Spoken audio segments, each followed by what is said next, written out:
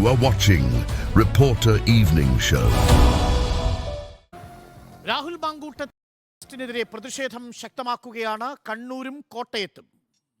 ഇന്ന് പ്രതിഷേധ കടൽ അവിടെ ഇരമ്പിയെങ്കിൽ അതിനേക്കാൾ വലിയ ഒരു ആർത്തിരമ്പൽ ക്ലിഫ് ഹൗസിലേക്കുള്ള യൂത്ത് കോൺഗ്രസിന്റെ നൈറ്റ് മാർച്ചിൽ ഉണ്ടാകുമോ എന്നതാണ് അറിയേണ്ടത്. കടലാണോ, തടാകമാണോ, കുഞ്ഞരുവിയാണോ അല്പസമയത്തിനുള്ളിൽ?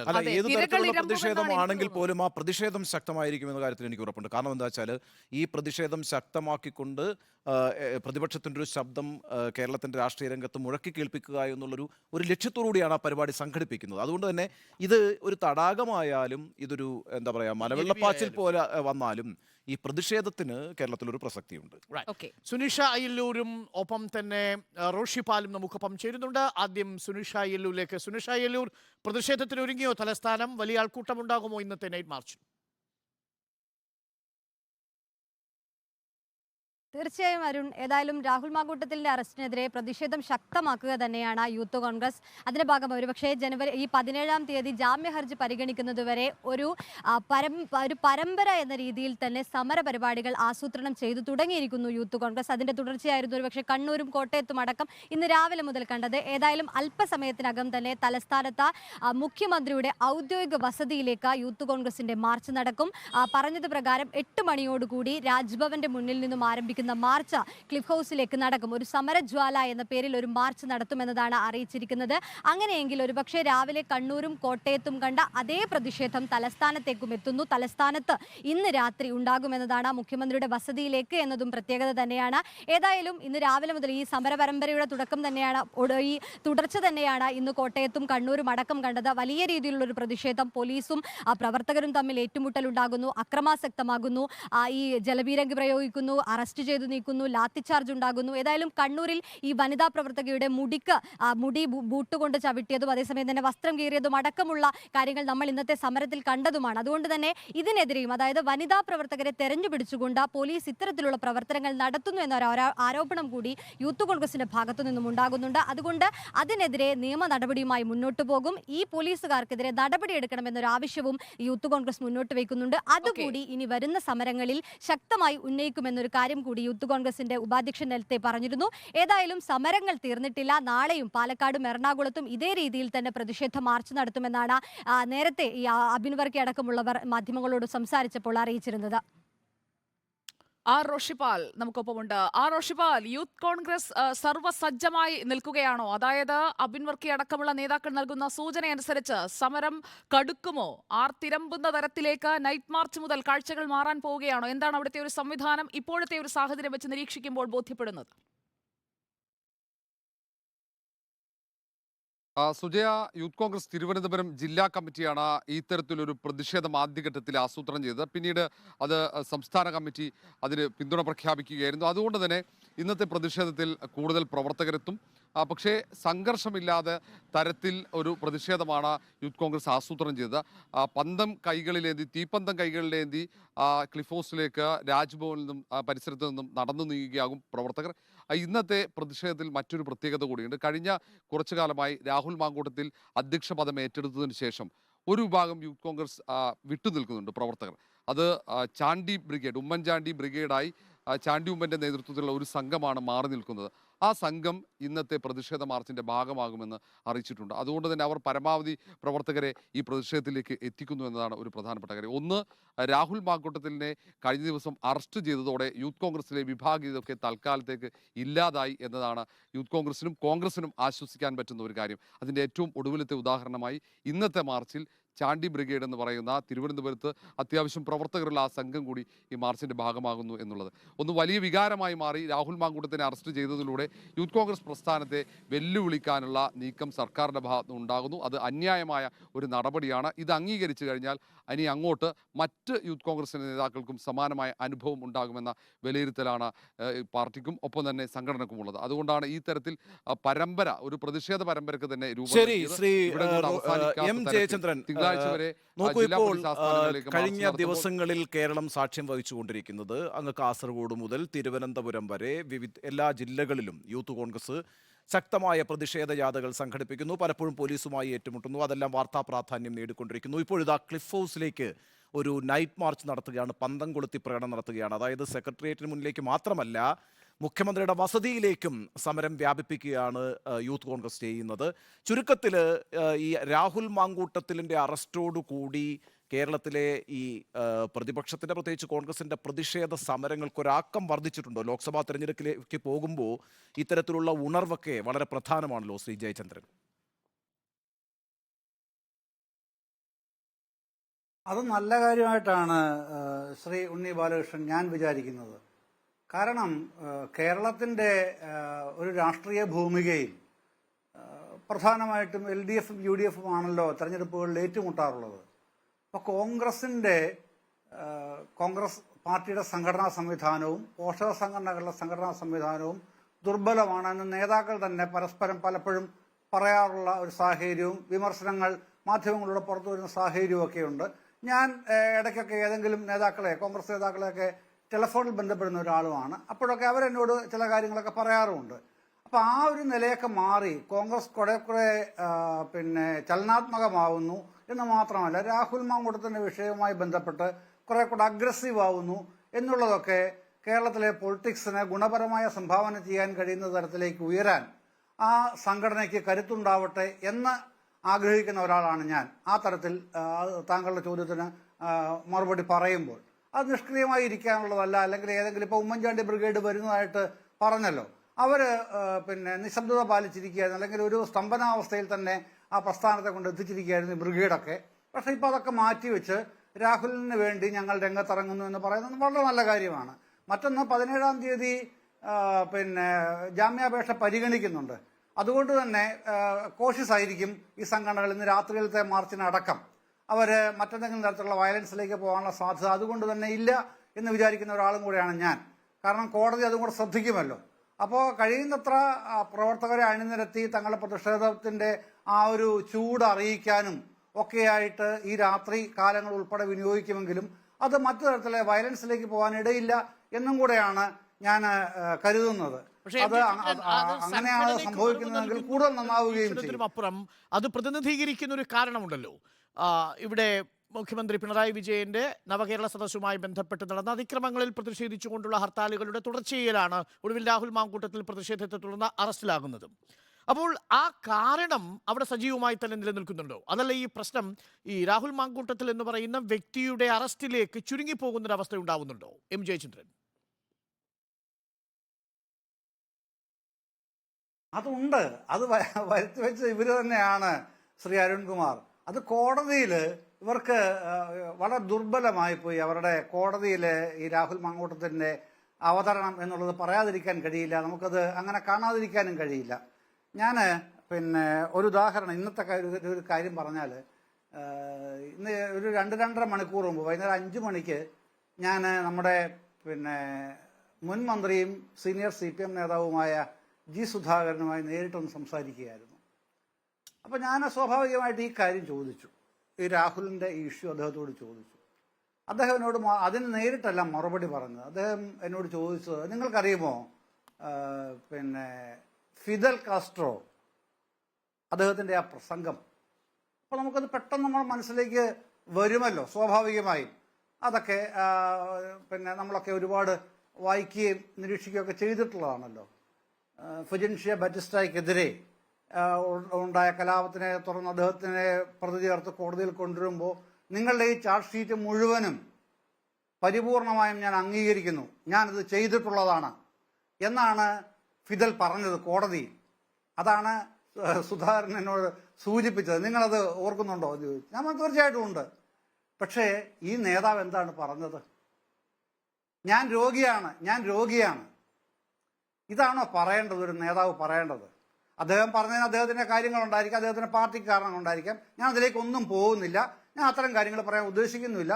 നിങ്ങളിത് ചോദിച്ചുകൊണ്ട് ഞാനിത് തിരിച്ചൊരു ചോദ്യം അങ്ങോട്ട് ചോദിച്ചതാണ് ജയചന്ദ്ര എന്ന് അദ്ദേഹം പറയുകയും ചെയ്തു. അതിനൊരുപാട് മാനങ്ങളുണ്ട്. ശ്രീ ജി സുധാകരൻ്റെ എൻ്റെ ചോദ്യത്തിനും അദ്ദേഹത്തിൻ്റെ തിരിച്ചിങ്ങോട്ടുള്ള ചോദ്യത്തിനും ഉണ്ട്. അത് കോൺഗ്രസ് ആലോചിക്കേണ്ട, അല്ല യൂത്ത് കോൺഗ്രസ് ആലോചിക്കേണ്ടതാണ്, ഒക്കെ ശരിയാണ്. പക്ഷേ എന്താണ് കോടതിയെ കൺവിൻസ് ചെയ്യാൻ കഴിഞ്ഞില്ല രോഗകാരണം എന്ന് പറയുമ്പോൾ കോടതി അങ്ങനെ ആ വിധിയിൽ എഴുതി വെച്ചിരിക്കുകയാണ്, മജിസ്ട്രേറ്റ് എഴുതി വെച്ചിരിക്കുകയാണ്, തിരുവനന്തപുരം JFMC 3 മജിസ്ട്രേറ്റ് എഴുതി വെച്ചിരിക്കുകയാണ്, വിശ്വസിക്കാൻ അദ്ദേഹത്തിന് പറ്റുന്നില്ല എന്നുള്ള ആ കാരണം അദ്ദേഹം പറയുകയാണ്. ഇവിടെയാണ് എൻ അത് ശ്രീകുമാർ ഒരു അങ്ങനെ സംശയം പറയത്തക്ക ഉണ്ടാവുന്നത്. നേരത്തെ നിലയിലേക്ക് സൂചിപ്പിച്ചതുപോലെ എത്തിച്ചപ്പോൾ ആ ഈ കേസ് ഫിഡൽ കാസ്ട്രോ പറഞ്ഞതുപോലെ ധീരമായി ഇത് ഈ സർക്കാരിനെതിരെയുള്ള ഒരു പ്രതിഷേധ സമരമായിരുന്നു, സ്വാഭാവികമായും അതൊക്കെ സംഭവിച്ചു എന്ന് കോടതിയിലൊക്കെ ഏറ്റുപറഞ്ഞ് ജയിൽ ശിക്ഷ വരിക്കുന്ന ഒരു നേതാവിനെ അല്ല നമ്മൾ കാണുന്നത്. പകരം തനിക്കൊരു അസുഖമുണ്ടെന്നും അസുഖബാധിതരായതുകൊണ്ട് ജാമ്യം നൽകണമേ എന്നും 17 പേർ ജയിൽ ശിക്ഷ അനുഭവിച്ച് ഇതേ കേസിൽപ്പെട്ട തന്റെ അനുയായികൾ ജയിൽ ശിക്ഷ അനുഭവിച്ച് തിരിച്ചു വരുന്ന ഘട്ടത്തിലാണ് ആ നേതാവ് അങ്ങനെ പറഞ്ഞത്. അങ്ങനെ പറയേണ്ടിയിരുന്നു രാഹുൽ മാങ്കൂട്ടത്തിൽ എന്നുള്ളത് ഒരു ചോദ്യം. രണ്ട്, ഇന്നത്തെ നൈറ്റ് മാർച്ച് യഥാർത്ഥത്തിൽ രാഹുൽ മാങ്കൂട്ടത്തിലെ അറസ്റ്റിൽ പ്രതിഷേധിച്ചാണോ അതല്ല പിണറായി വിജയന്റെ നവകേരള സദസ്സുമായി ബന്ധപ്പെട്ട അതിക്രമങ്ങളിൽ പ്രതിഷേധിച്ചാണോ? ഒരു കൺഫ്യൂഷൻ ഉണ്ടാവുന്നുണ്ട്. ഒരു വ്യക്തിയുടെ അറസ്റ്റോ പ്രധാനം അതല്ല അത് ഉയർത്തിപ്പിടിച്ച കാരണമാണോ പ്രധാനം?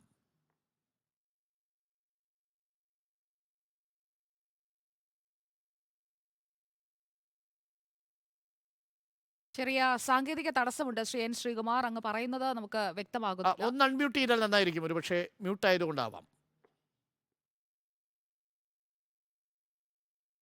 ചെറിയ സാങ്കേതിക തടസ്സമുണ്ട്, നമുക്ക് തിരിച്ചു വരാം എന്ന് തോന്നുന്നു ആ ഘട്ടത്തിൽ. പക്ഷേ അപ്പോഴും നേരത്തെ എം ജയചന്ദ്രൻ അങ്ങ് നിരീക്ഷിച്ചതുപോലെ ആ നേതാവിനത് പറയാൻ കഴിഞ്ഞില്ലെങ്കിൽ പ്രതിപക്ഷ നേതാവ് പറഞ്ഞു 1, 2, 3 സ്ഥാനത്ത് പ്രതിചേർക്കപ്പെട്ടവരെ അറസ്റ്റ് ചെയ്യാതെയാണ് രാഹുൽ മാങ്കൂട്ടത്തിലെ അറസ്റ്റ് ചെയ്യുകയും ജയിലിലടയ്ക്കുകയും ചെയ്തിരിക്കുന്നത്. അതുമായി ബന്ധപ്പെട്ട രേഖകളൊക്കെ മെഡിക്കൽ രേഖകളുടെ വിശ്വാസ്യത ഇനിയിപ്പോൾ സെഷൻസ് കോടതി തീരുമാനിക്കട്ടെ. അതേ രേഖ തന്നെയാണ് സമർപ്പിച്ചിരിക്കുന്നത്, സീൽ വെച്ചിട്ടുണ്ടെന്ന് മാത്രമേ ഉള്ളൂ. അതൊരു സാങ്കേതികമായ വിഷയമായിട്ടാണ് ഞാൻ മനസ്സിലാക്കുന്നത് എം ജയചന്ദ്രൻ. പക്ഷേ ഇടതുപക്ഷ സർക്കാരിന് ഈ യൂത്ത് കോൺഗ്രസ് ഉയർത്തിക്കൊണ്ടുവരുന്ന പ്രതിഷേധങ്ങളോട് എങ്ങനെയാണ് ഒരു ഭയം ജനിക്കുന്നത് എന്നത് അത്ഭുതപ്പെടുത്തുന്നുണ്ടോ? കാരണം എല്ലാ കാലഘട്ടങ്ങളിലും കമ്മ്യൂണിസ്റ്റ് പാർട്ടി യൂത്ത് കോൺഗ്രസിന്റെ സമരങ്ങളെ ഭയപ്പെട്ടിരുന്നു എന്നൊരു രാഷ്ട്രീയ ചരിത്രം കൂടെ നമ്മുടെ മുന്നിലുണ്ടല്ലോ ജയചന്ദ്രൻ.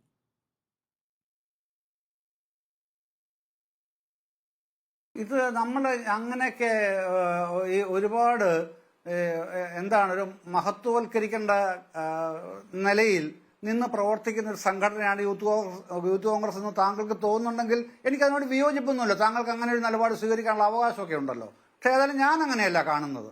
അങ്ങനെ മഹത്വവൽക്കരിക്കപ്പെട്ട ഒരു സംഘടനയായിട്ടാണ് യൂത്ത് കോൺഗ്രസ് കേരളത്തിലെങ്കിലും പ്രവർത്തിക്കുന്നത് എന്ന് കരുതാത്ത ഒരു പൗരനാണ് ഞാൻ.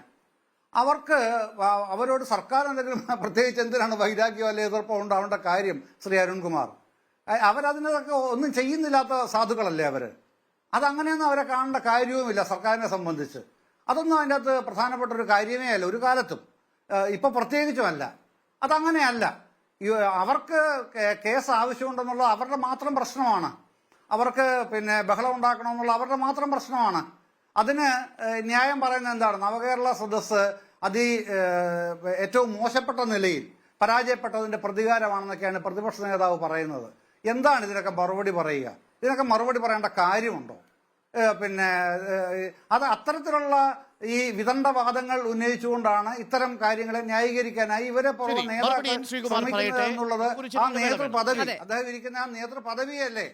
ശരി, തിരിച്ചു സമരജ്വാല ആളിക്കത്തിക്കാൻ ഇനി സമയം 12 മിനിറ്റ് മാത്രം ബാക്കി. 8 മണിക്കാണ് നിശ്ചയിച്ചിരിക്കുന്നത്. നമുക്കൊപ്പം അതിഥികൾ തുടരുന്നുണ്ട്. ശ്രീ എൻ ശ്രീകുമാർ, സമരജ്വാല എന്ന പേരിലാണ് ഇപ്പോൾ ക്ലിഫ് ഹൗസിലേക്ക് ഈ നൈറ്റ് മാർച്ച് എത്താൻ പോകുന്നത്.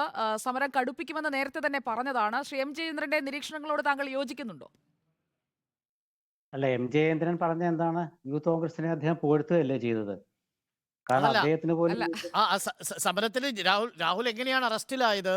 യൂത്ത് കോൺഗ്രസ് എന്താണ് കേരളത്തിലെ ഒരു അത്രമതിൽ രാഷ്ട്രീയ പ്രാധാന്യമുള്ള ഒന്നാണെന്നൊക്കെ നമ്മൾ ചിത്രീകരിക്കേണ്ടതുണ്ടോ? രാഷ്ട്രീയ പ്രാധാന്യമുണ്ട്, അത്ര മഹത്വവൽക്കരിക്കണമോ എന്നൊക്കെയാണ് ശ്രീ ജയചന്ദ്രൻ ചോദിച്ചത്. ഈ സമരത്തിന്റെ കൂടെ പശ്ചാത്തലത്തിൽ അങ്ങനെ മറുപടി പറഞ്ഞു തന്നിരിക്കും. അതായത് രാഹുൽ മാങ്കൂട്ടത്തിനെ അറസ്റ്റ് ചെയ്തത് എന്തിനാണ്? യൂത്ത് കോൺഗ്രസ് പ്രക്ഷോഭത്തിന്റെ ഭാഗമായിട്ടല്ലേ? ആ പ്രക്ഷോഭം തുടരുകയാണ്. ഇന്ന് വിവേകാനന്ദ ജയന്തിയാണ്. സുജയ്ക്കറിയാമല്ലോ, യുവജന ദിനമാണെന്ന്. ഉത്തിഷ്ഠത ജാഗ്രത പ്രാപ്യവരാ നിബോധത എന്നാണ് വിവേകാനന്ദ സ്വാമികൾ പറഞ്ഞത്. ഇന്ന് കണ്ണൂരിലെ ഒരു യൂത്ത് കോൺഗ്രസ് പ്രവർത്തകരുടെ തലമുടി നിലത്തിട്ട് ചവിട്ടിപ്പിടിക്കുന്ന ഒരു പോലീസ് ഉദ്യോഗസ്ഥയെ കണ്ടത് യുവജന ദിനത്തില്. ഒരാൾക്കും പരിഭവമില്ല, ഒരു കമ്മീഷൻ അന്വേഷിക്കാനുമില്ല, ഒരു വനിതാ കമ്മീഷനും ഇല്ല. ആ സമയത്ത് യൂത്ത് കോൺഗ്രസിന്റെ പ്രസ്ഥാനം, യൂത്ത് കോൺഗ്രസ് എന്ന പ്രസ്ഥാനം വളരുകയാണോ തളരുകയാണോ എന്ന് നിങ്ങൾക്ക് ചിന്തിക്കാവുന്നതേ ഉള്ളൂ. കഴിഞ്ഞ 3-4 മാസമായിട്ട് കേരളം കാണുന്ന ഏറ്റവും വലിയ യുവജന പ്രക്ഷോഭവും ഏറ്റവും വലിയ യുവജന കാര്യങ്ങളുടെ യുവജന നേതാക്കളുടെ ഒഴുക്കമൊക്കെ കാണുന്നത് എവിടെയാണ്? യൂത്ത് കോൺഗ്രസിലല്ലേ? ഇപ്പോൾ MT വാസുദേവൻ നായർ ഇന്നലെ പറഞ്ഞതോടുകൂടി പൊതുസമൂഹത്തിന്റെ പൂർണ്ണ പിന്തുണ ഈ സമരത്തിന് കിട്ടിയെന്ന് യൂത്ത് കോൺഗ്രസ് ചിന്തിച്ചാൽ തെറ്റു പറയാൻ പറ്റുമോ? MT വാസുദേവൻ നായർ പറഞ്ഞതും ഈ ഗവൺമെന്റിനെതിരാണല്ലോ. അവരിപ്പോ 2023 ലേഖനം എന്നൊക്കെയാ പറഞ്ഞത്. 2023 MT ആ ലേഖനം എഴുതിയത്. അതുപോലും 2003 അറിയാൻ വയ്യ. അല്ലല്ല 2003 എന്നാണ് എ പറഞ്ഞത്. കെ ആന്റണി ഭരിക്കുമ്പോൾ അതെ, അതെ, മുത്തലിനെ അതെ, കുറിച്ച് അതെ. UDF സർക്കാരിനെ ക്ഷമിക്കണം. കുറിച്ച് MT വാസുദേവൻ നായർ വിമർശനം നടത്തിയതിന് ശേഷം ക്ഷമിക്കണം, 2003 അല്ല ആ ലേഖനം എഴുതിയത്. 2003 ആ പുസ്തകം പ്രസിദ്ധീകരിക്കുക ചെയ്തത്. ഓക്കെ. അതെ current books, Thrissur current books. അതിന്റെ എനിക്ക് തോന്നുന്നത് സ്നേഹാദരങ്ങളോടെ എന്നൊക്കെയാണ് അതിന്റെ പേര്. അതിൽ MT ഒരുപാട് വ്യക്തികളെ കുറിച്ച്, നടന്മാരെ കുറിച്ചും ഒക്കെ എഴുതിയൊരു പുസ്തകമാണത്. അത് EMS പ്രസിദ്ധീകരിച്ച സ്മരണയ്ക്കായി എഴുതിയതാണ്. അല്ലല്ല, 2003 ആ പുസ്തകം പ്രസിദ്ധീകരിച്ചത്. അതിലൊരു ലേഖനമാണ് EMS കുറിച്ച്. ആ ലേഖനത്തിന്റെ ആ ലേഖനം എനിക്ക് തോന്നുന്നു MT എഴുതിയത് 90കളുടെ അവസാനത്തിലാണ്.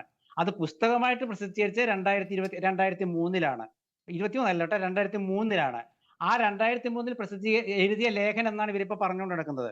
പുസ്തകമാണ് വന്നത്. അവിടെ നിൽക്കട്ടെ, അത് ചർച്ചാ വിഷയമല്ല. പക്ഷെ അതിലത്തെ അവസാന വരിയേ ഉള്ളൂ നമുക്ക് പ്രശ്നം. അതാണ് MT പറഞ്ഞതും. അവസാന വരിയാണ് അതിന്റെ ഏറ്റവും എന്താ പറയാ കാതൽ. അവസാന വരി എന്താണ്? അധികാരത്തിലുള്ള ഇത് കാലത്തിന്റെ ആവശ്യമാണെന്ന് അധികാരത്തിലുള്ളവർ ഉൾക്കൊണ്ട് പ്രവർത്തിക്കാൻ തയ്യാറാകുമെന്ന് പ്രത്യാശിച്ചുകൊണ്ട് എന്റെ വാക്കുകൾ അവസാനിപ്പിക്കുന്നത്. ആ ഒറ്റ വരിയേ ഉള്ളൂ. അതാണ് പുതുമയുള്ളത്. അത് മാത്രമേ ഉള്ളൂ. അത് ആരെ കുറിച്ചാണെന്ന് മാത്രമേ ചിന്തയുള്ളൂ. അത് പിണറായി വിജയനെ കുറിച്ചാണ് എല്ലാവരും പറഞ്ഞു കഴിഞ്ഞു. അവർക്ക് ഇപ്പൊ ആകെപ്പാടെ പറയാനുള്ള സാറാ ജോസഫ് ഇങ്ങനെ പറഞ്ഞു എന്നുള്ളതാണ്. സാറാ ജോസഫ് ടീച്ചർ കുറച്ചു കാലമായിട്ട് CPM ആയിട്ടുള്ള പിണക്കമൊക്കെ തീർത്തു എന്ന് ഞാൻ തോന്നുന്നു. അത് പോട്ടെ, അത് വേറെ വിഷയങ്ങൾ. അപ്പൊ ഞാൻ പറഞ്ഞത്, അങ്ങനെ പൊതുസമൂഹത്തിൽ MTയുടെ അടക്കം ഈ അഭിപ്രായമുള്ള ഒരു ആവേശത്തിലാണ് ഇന്ന് യൂത്ത് കോൺഗ്രസ് പ്രവർത്തകർ ക്ലിഫ് ഹൗസിലേക്ക് മാർച്ച് ചെയ്യുന്നത്. ലോക യുവജന ദിനത്തിൽ വിവേകാനന്ദ സ്വാമികളുടെ ഉണരുവിൻ, ജാഗ്രത പാലിക്കുമെന്ന് പ്രസംഗിച്ച വിവേകാനന്ദ സ്വാമികളുടെ ജന്മദിനത്തിൽ ആണ് ഇന്ന് യൂത്ത് കോൺഗ്രസ് സമരത്തിന് പോകുന്നത്. ആർക്ക് വേണ്ടി? എൻ ശ്രീകുമാർ, ഇന്ന് കൃത്യമായും ഈ നൈറ്റ് മാർച്ച് നടത്തുന്നത് ജാമ്യം കിട്ടാത്ത രാഹുൽ മാങ്കൂട്ടത്തിലിന്റെ ഈ അറസ്റ്റിനെ പ്രതിഷേധിച്ചാണോ, അതല്ല പിണറായി സർക്കാരിന്റെ ഈ അതിക്രമ രാഷ്ട്രീയത്തെ കുറിച്ച് പ്രതിഷേധിച്ചാണോ? രണ്ട് കാര്യമുണ്ട്. ഒന്ന്, ഒരു യുവജന പ്രസ്ഥാനത്തിന്റെ സംസ്ഥാന പ്രസിഡന്റിനെ മോശമായ രീതിയിൽ അറസ്റ്റ് ചെയ്തു എന്ന് വെച്ചാൽ തീവ്രവാദിയെ എന്ന പോലെ അറസ്റ്റ് ചെയ്തു, ഒരു കാരണം. രണ്ടാമത്തെ കാര്യം, യൂത്ത് കോൺഗ്രസിന്റെ വനിതാ പ്രവർത്തകരെ മുൻനിരയിൽ നിർത്തി സമരം ചെയ്തു.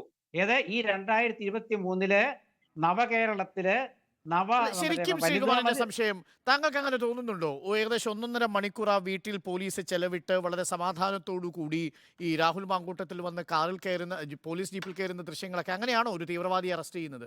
അദ്ദേഹത്തിന് സമയം കൊടുത്ത് ഡ്രസ്സൊക്കെ ഇട്ട് മുണ്ടൊക്കെ തേച്ച് പട്ടിയൊക്കെ എടുത്ത് ജീപ്പിൽ കയറി പോകുന്ന ഒരു കാഴ്ചയാണ് നമ്മൾ കാണുന്നത്. അതിലൊറ്റ കാര്യത്തിലേ ഉള്ളൂ നമ്മൾ തീവ്രവാദം എന്ന് പറഞ്ഞത്. അതായത് വീടിന് ചുറ്റും നടന്നിട്ട് ജനലും വാതിലൊക്കെ അടിച്ചു എന്ന അമ്മ പറഞ്ഞില്ലേ, അതാണ് അതിന്റെ ആവശ്യമില്ലല്ലോ. അത് ചർച്ചയല്ല. നമ്മുടെ രാഹുൽ മാങ്കൂട്ടത്തിന്റെ അറസ്റ്റ് ഈ പ്രക്ഷോഭത്തിന്റെ ഭാഗമാണ്. നിങ്ങൾ അതിലേക്ക് കുറയ്ക്കരുത്. യൂത്ത് കോൺഗ്രസ് പ്രക്ഷോഭം എന്ന് പറയുന്നത് ഗവൺമെന്റിനെതിരാണ്. നാളെ തൊട്ട് റേഷൻ കട പൂട്ടാൻ പോവാണ്. റേഷൻ വ്യാപാരികൾ സമരത്തിലാണ്. അരി കിട്ടുന്നില്ല. DYFI പ്രവർത്തകർക്ക് ചങ്ങല പിടിക്കണമെങ്കിൽ വയറിലേക്ക് വല്ലതും ചെല്ലണ്ടേ? ആ റേഷൻ കട തുറപ്പിക്കാനും കൂടിയുള്ള സമരമാണെന്ന് കൂടി ആലോചിച്ചോളൂ. അത്തരത്തിൽ കേരളത്തിലെ സാധാരണക്കാരുടെ പ്രശ്നങ്ങൾക്ക് വേണ്ടി പോരാടുന്ന ഒരു പ്രസ്ഥാനത്തിന്റെ സമരനായകനെ അറസ്റ്റ് ചെയ്യുന്നു, ഒരു കാരണം.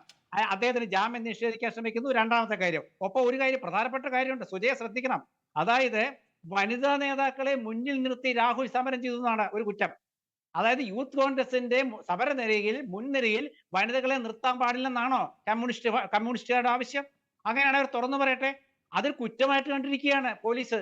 അപ്പൊ ഇതിനൊക്കെ എതിരായിട്ടുള്ള സമരമാണ്. അപ്പൊ ആ സമരത്തിന് ജനകീയ പിന്തുണ കിട്ടിയെന്ന് മാത്രമല്ല, MT വാസുദേവൻ നായരുടെ മാത്രമല്ല, അതിന്റെ പിൻബലത്തിൽ ഒരുപാട് സാഹിതി സേവകരുടെ പിന്തുണ അവരുടെ പ്രസ്താവനകളിലൂടെ യൂത്ത് കോൺഗ്രസ് ആർജിച്ചിരിക്കുകയാണ്. ആ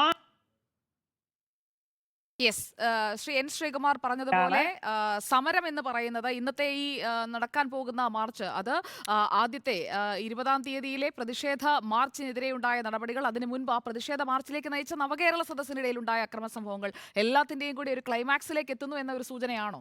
നൈറ്റ് മാർച്ച് ആയിരിക്കാം, ഒരു ക്ലൈമാക്സ് അല്ലത്, അതൊരു തുടർച്ചയാണ്. ഞാൻ വിചാരിക്കുന്നത് ഇവിടെ തീരുകയല്ല. ഇവിടെ എന്തായാലും പുതിയ യൂത്ത് കോൺഗ്രസിന്റെ സാരഥികൾ വന്നു. അവർ വരുമ്പോൾ തന്നെ ആദ്യം ഒരു നെഗറ്റീവ് വാർത്തയാണ് അവരെ സ്വാഗതം ചെയ്തത്. അത് നമ്മൾ പുറത്തുവിട്ട വ്യാജ വാർത്തയുമായി, വ്യാജ തെരഞ്ഞെടുപ്പ് ID കാർഡുമായി ബന്ധപ്പെട്ട വാർത്തയാണ്.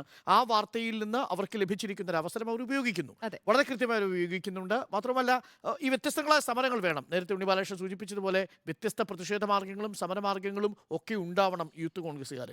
കവിതകൾ ഉണ്ടാവണം, പാട്ടുണ്ടാവണം. ഇന്നത്തെ നൈറ്റ് മാർച്ച് മാനവീയം വീതിയിൽ തന്നെ തന്നെ വ്യത്യസ്തമായ കലാപരിപാടികളോടുകൂടി സർഗാത്മകമാകട്ടെ എന്നാണ് ഞാൻ മഴവിൽ അഴകോടെ ആശംസിക്കുന്നത്. പൊട്ടി അതുകൂടി ഉണ്ടാവട്ടെ അല്ലേ? അതെ, അതെ. നല്ല പാട്ടൊക്കെ ഉണ്ടാവണം. അങ്ങനെ പാട്ടും കവിതയും. പക്ഷേ പാട്ട് പാടുമ്പോൾ ഈ മുരുകൻ കാട്ടാക്കടയുടെ പാട്ട് ഉണ്ട് DYFIക്കാർക്ക് പാടാൻ.